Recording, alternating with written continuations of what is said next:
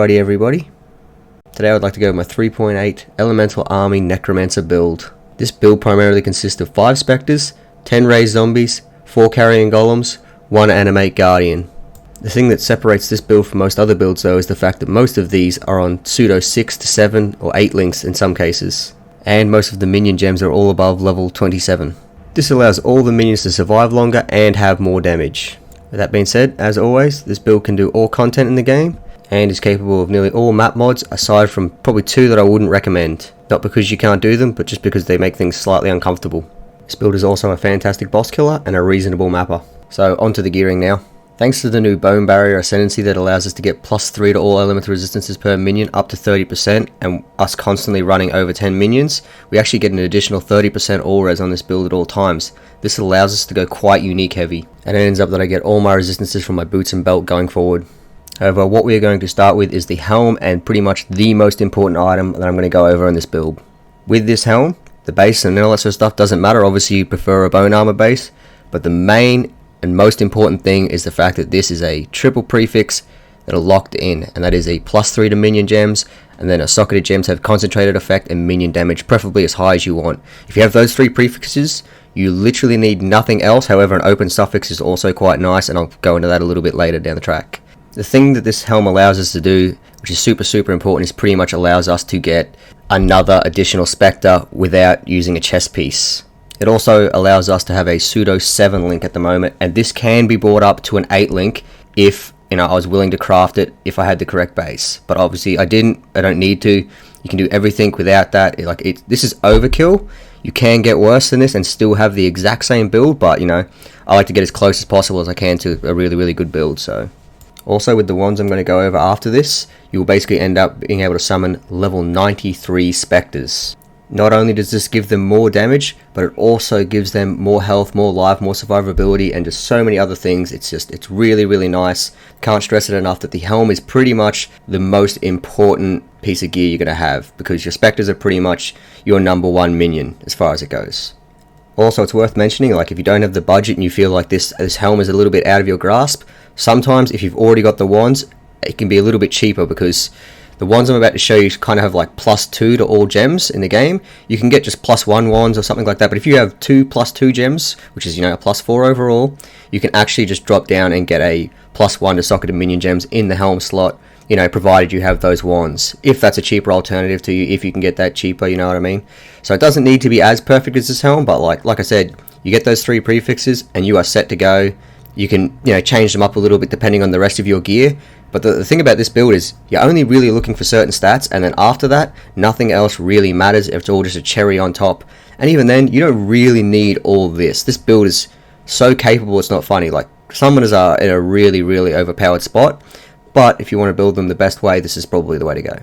That being said, I'm going to go into the wands because they're also quite important, and I'm kind of going to try and pair it a little bit with what we were talking about on the helm. So the wands, as you can see, have +1 to all spell skill gems, +1 to all minion skill gems. This is pretty important because the whole idea is more levels is just more damage and more life on all your minions, every single one of them, regardless of where they're socketed, regardless of their where they are, all that kind of stuff. It is. They're really powerful modifiers, and the rest of them, whilst they are quite nice, the rest of the modifiers on these wands, so obviously I've got movement speed and I've got attack and cast speed, this is not necessary. This is just, yet again, flavor on top. The only thing that matters are these prefixes. The +1 to gems is all that matters, and if you've got both of these, you don't need that perfect helm anymore. You don't need the +3 to socketed minion gems. All you're trying to aim for in that helm is technically a 91 Spectre, and that allows you to get the additional Spectre.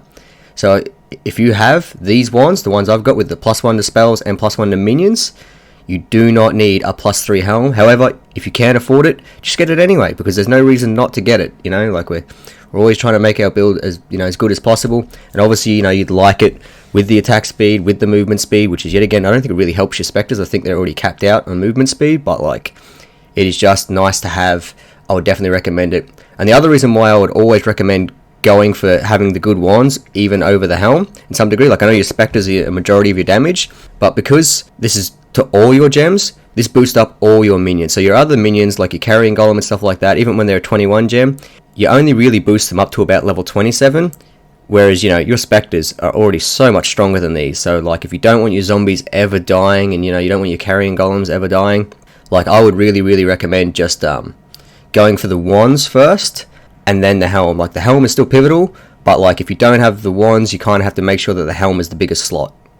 So the TLDR for, like, these 3 slots, the helm and the 2 wands, is pretty much, you're just aiming for the plus, you know, the socketed gems. That's like your biggest thing. That's where a lot of your damage and survivability comes for, and, like, it's a pretty small thing to go for. Like, if you just get those things, you're Gucci. Like, it's really, really nice. It's really, really simple. Everything else after that is just a cherry on top, not necessary. Now we're going to move on to the boots and belt. It should be pretty obvious what I'm about to say when it comes to this, but, like, these are the last of your rare items. After this, everything else is pretty capable and pretty easy to get because they're all uniques, and they're actually kind of cheap, and, like, it's kind of surprising to me. So this is your boots and belt. I will mention that I squeezed resistances nice and tight on this. This is due to that the bone barrier ascendancy again, because I was able to be so cheeky. I could get all my resistances from 2 items. Like, you can see that these have really, really nice resistances and, like, just crafted life. And, you know, I've already got 7.2 on this. You can definitely squeeze this up. Like, I had, like, a slightly different tree. I'm sure you see me when I was getting 100, where I had over 8k life. Like, it was literally like a 8 point something. And on top of that, when I hit bone armor, this is effectively 10k HP that you can get up to. It's really, really insane. Once I got 100, I just wanted to sort of get a bit more damage and get my other ring back, and I'll show you that soon. It's not necessary. You can build this more defensive, you can build this more tanky, you can build this so many other ways. It's not funny because, like, you've got a lot of playing around you can do with the ascendancy and stuff like that. My final version is this one because I like it, because, you know, it's that balance of how much survivability do you need and how much utility do you need and all these kind of things, and, like, that was the final thing I decided on. But long story short, your belt slot and your boots have to be high resistances. Don't even worry about the life. You will get that through the rest of the gear. It is super, super easy. Like this, both of my belt and boots have crafted life, and it's 7.2k. If you can get better than this with those resistances, and even better resistances, because there's still room to grow, like, there's still so much you can do, absolutely do it. But the long story short is, all you were looking for on boots, and movement speed. Like, I've got 25, so try and ignore that, but if you can get 30% movement speed and crazy resistances, I would recommend two-tone boot shit again, because resistances are kind of tight. I would like to get more because I like being super overcapped, but, like, not necessary yet again. You should be running a flask so that you always got warding up. Like, you're going to be killing and moving fast enough. Like, this build's got good clear speed.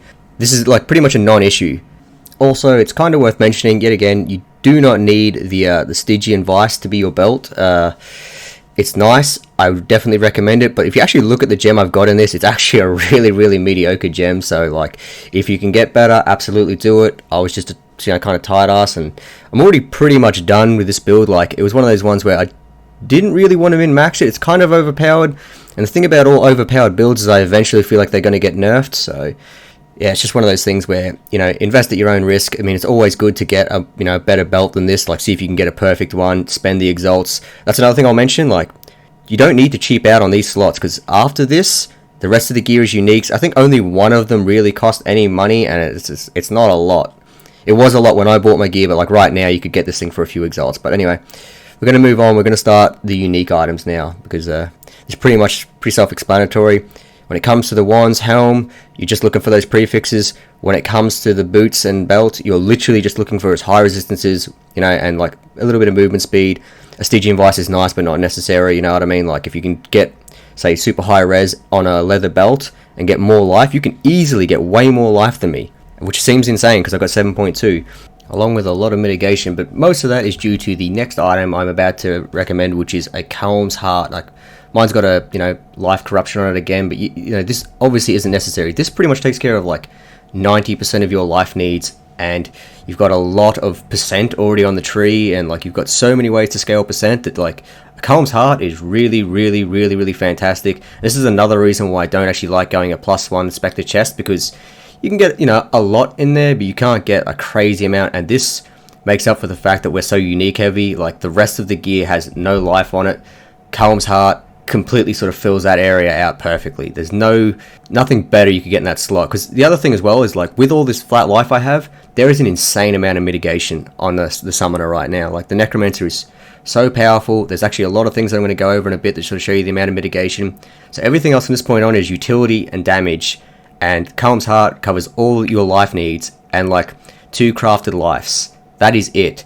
You know what I mean? So you got 500 life here. You got 69 life there, which you can get to 70 if you really want or whatever. And you got like 55 life you can get on the belt. That alone is going to get you to quite literally... oh yeah, and obviously I've got 25 life on the belt, which can be improved, I might add. But all that there is 7.2k life.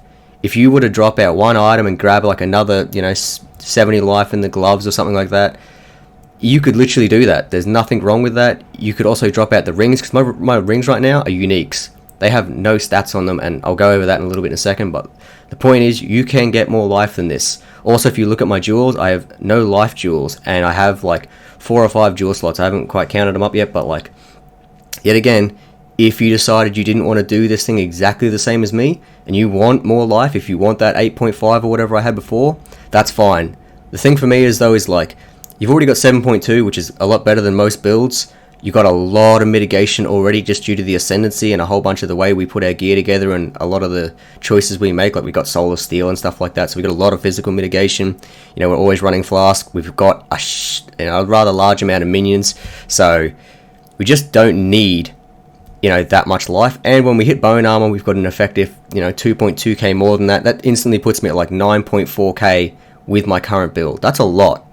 That is a lot. And considering we've got Fortify up 24/7, we got all these other forms of mitigation, it just seems unnecessary to go for more than this when you can just have more damage, and more damage is technically more defense.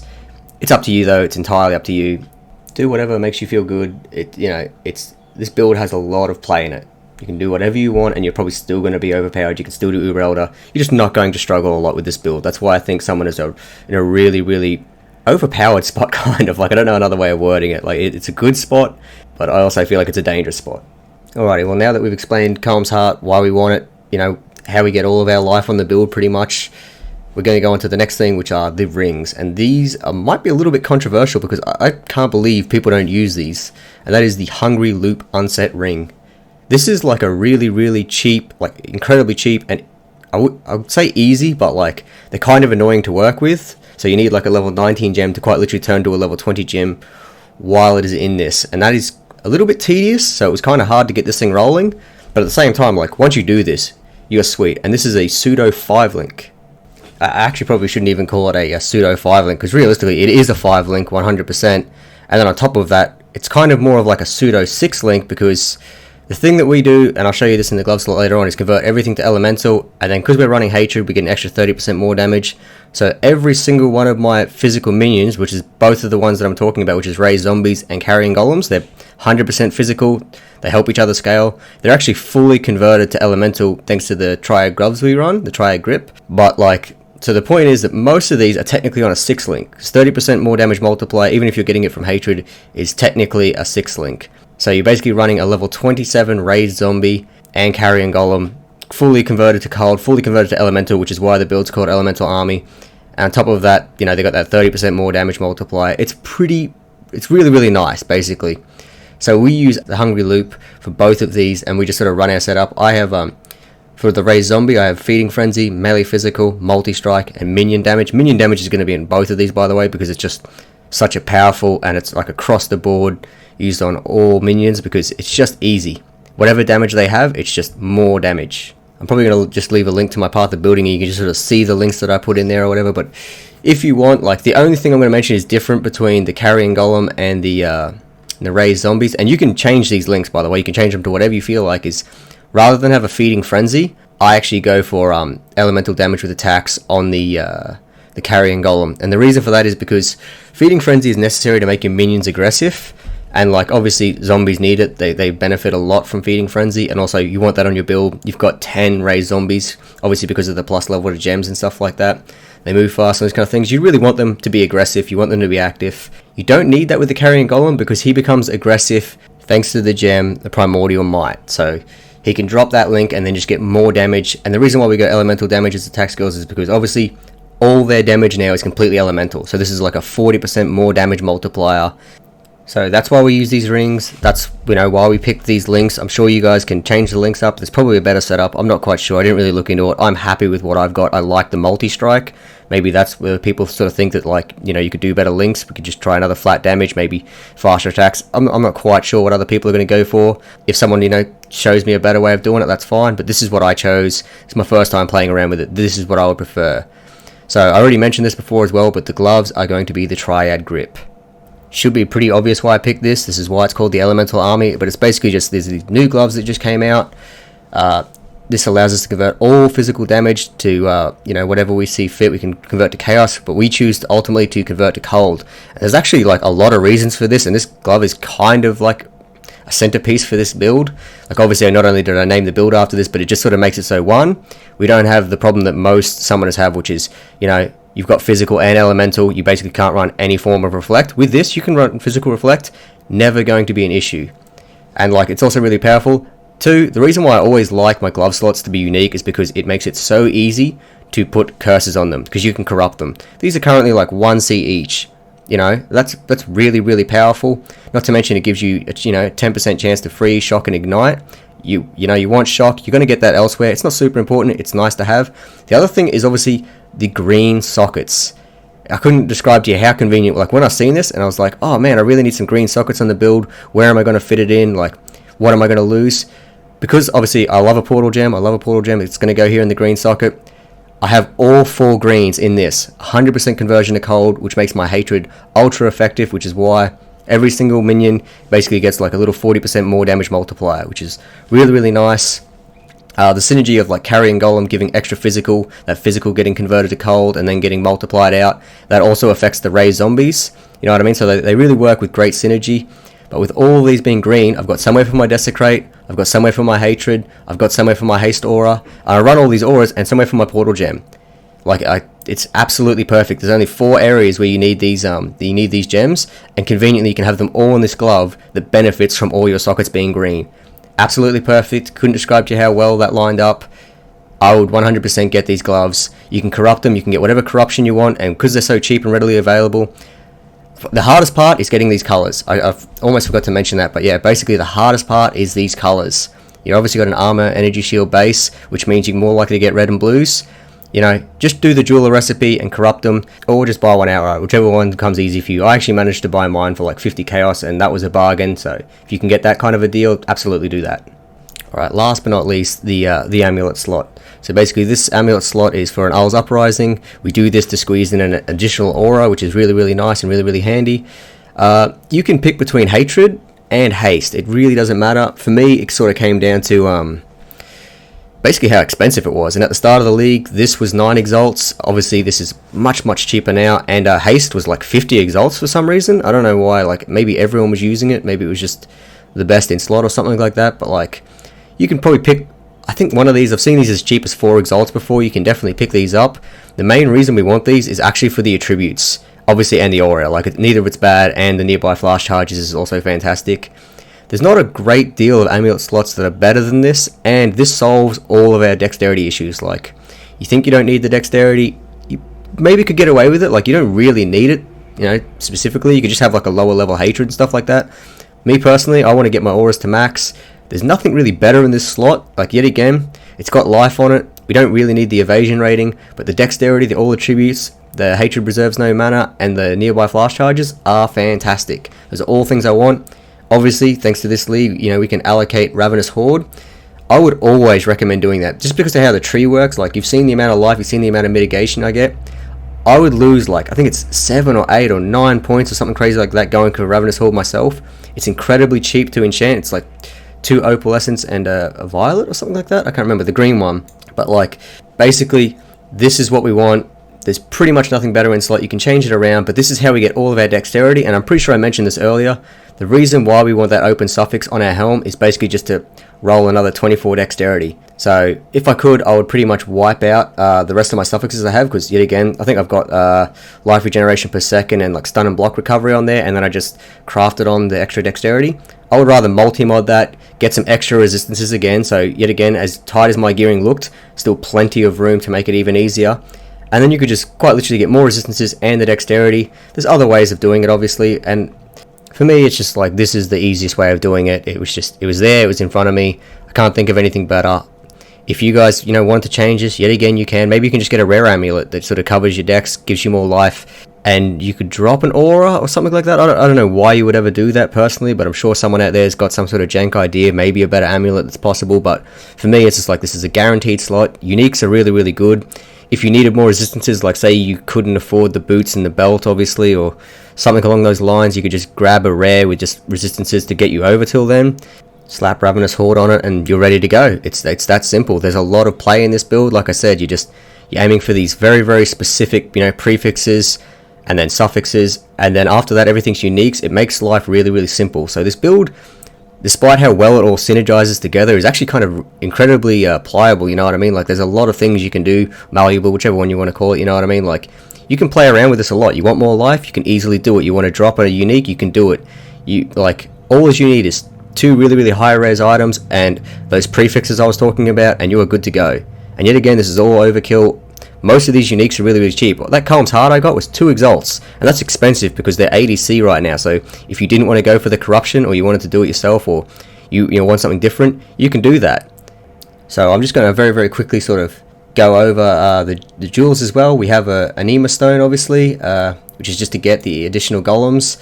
We have the Unending Hunger, should go without saying why we want that. Just makes our specters really, really strong. They're already really strong. We want all the primordial jewels, preferably as good a rolls as you can get. And that's all of our jewel sockets taken up. I think you can get one additional one, but I never ended up opting for it or something like that. But that's basically just so we can get 4 carrying golems. They're aggressive. They've got, increased buffs. They're more, they use their cooldowns more often. It just makes them really, really good. And obviously, 4 carrying golems has fantastic clear. It adds to our clear so much. So one of the people are like, why are you using slave drivers over solar guards? I don't need solar guards because my clear is fantastic, and slave drivers are far better. Their single target is better. Their clear is nearly just as good as well. I don't know if you guys have ever tested this, but after a certain point, slave drivers are just straight up better than solar guards, even in terms of clear. So not only do I have more clear than most other builds and more survivability for my minions and that sort of stuff, more mitigation, all these other things, but also I just get better minions and I get so many more options available to me. If you ask me, this is the best way. I would have to drop a whole bunch of life just to get one additional Spectre. If I go Solar Guards, I lose a bunch of damage and I lose the utility. I lose, the elemental equilibrium. I would have to sort of change all this around. All this stuff synergizes so well to pretty much make this build the true elemental army build. But for me personally, there is no better synergy than this, and the only other thing I would maybe change out, if you were one of the dudes that really, really felt like this was necessary, obviously I would like a Val Haste, and maybe I'd just occasionally pop that, but you could also fit a Val Grace into this build if you wanted to drop Portal, if you're one of those dudes that doesn't mind carrying around TP scrolls. Me personally, I hate that. I try and get Portal into every build, but these are the adjustments that you can just afford to make. You know what I mean? Just because how everything works out. It just works out so well, and I don't know, it's crazy that I haven't seen this build being utilized by more people. I appear to be the only person with this. You can get 100 very, very comfortably. I died, I think, once or twice on my way to 100. This is obviously, from level 97 onwards. I died a bunch more earlier than that. I think my overall deaths are, really, really high. That is also because I'm an awful player. I might add that. That is not a problem of the build. It's a problem of, 1, my internet, 2, I'm an awful player. So, if you're a reasonable player or anything like that, you will have no problems getting this build to 100. It is actually just kind of one of the easiest ways to get 100. It's just not that fast in comparison to a headhunter build. That's the only sort of real downside. Now I know that this is pretty much just a general discussion kind of thing at the moment, and I've only really gone over equipment, but that's kind of all I really feel like you need to go over in a build guide and stuff like that, which is just your build choices, why you build it this way, why this is the best ascendancy, or whatever you want to call it. I don't want to go as in-depth as I did with the Essence Strain guide, because obviously Essence Strain is a passion project. That's something I'm trying to min-max. This is something that really doesn't need to be min-max. It's really overpowered. It's, probably subject to change, as all things are, but ultimately I think the only other thing I need to add to this is pretty much the Pantheons, because that's something I can't show in Path of Building. So it's just Soul of Lunaris, you can just fill that out. Soul of Shikari, not necessary. You could play around with this. I don't even think I really thought that hard about it. I was just this is pretty whatever. Do what you want when it comes to that. I'm sure you can't really make mistakes. This build will do everything in the game. The 2 map mods you can't really run, or that are kind of crappy to run, are... Geez, I can't even remember what they are. No regen is inconvenient. You might just have to swap out a flask for that if you feel like it. Get an enduring flask. As I said, it's not really a big deal these days. And Elemental Reflect. You can run this. I personally don't enjoy it on Blight because my minions are doing so much damage and they're doing it so frequently. I think eventually they run out of life. But your Animate Guardian will never die.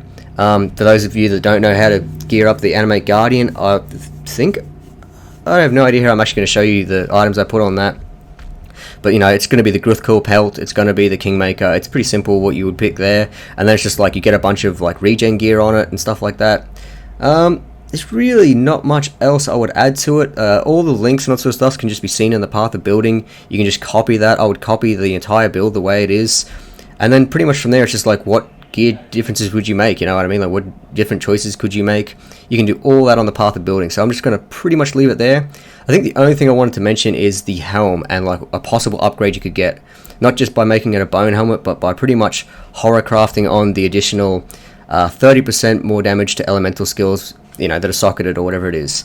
That right there is yet again just even more damage. It's completely unnecessary, but if you want, that's how you would get a pseudo 8 link helm, which is pretty bonkers if you ask me. It's really, really, you know, powerful. You have a level 93 Spectre with essentially an 8 link, and that is insane. It's another reason why this build can just be built better than just like a Spectre chest with like a +6. It's like, sorry, a 6 link Spectre chest or whatever. You can't even utilize that. Like, it's just, there's so many better ways to make this build. This thing has a lot of mitigation, a lot of offense, a lot of defense. It is really, really one of the best all-rounded builds for just about everything, for mapping, for bossing. You can do all these things reliably. I think the only thing is it doesn't deep delve very far away, or like it gets to the point where it gets dangerous for your minions. Like once your minions start dying, this thing gets really, really inconvenient. Another thing I also want to mention is we also use Flesh and Stone, just because of how all the auras work. So we also get like another less multiplier there, just in case that wasn't obvious to you. So yet again, I'll go over all the mitigation. It's a really strong build. I can't recommend it enough. Check the POB out. You know, work stuff out for yourself for the most part. Here's the gear. Here's what you need to know. How about it, guys? Also, if you can, like, subscribe, leave a comment. Let me know if you guys have any different iterations of the build that you've tried. Yeah, just hope you enjoy it.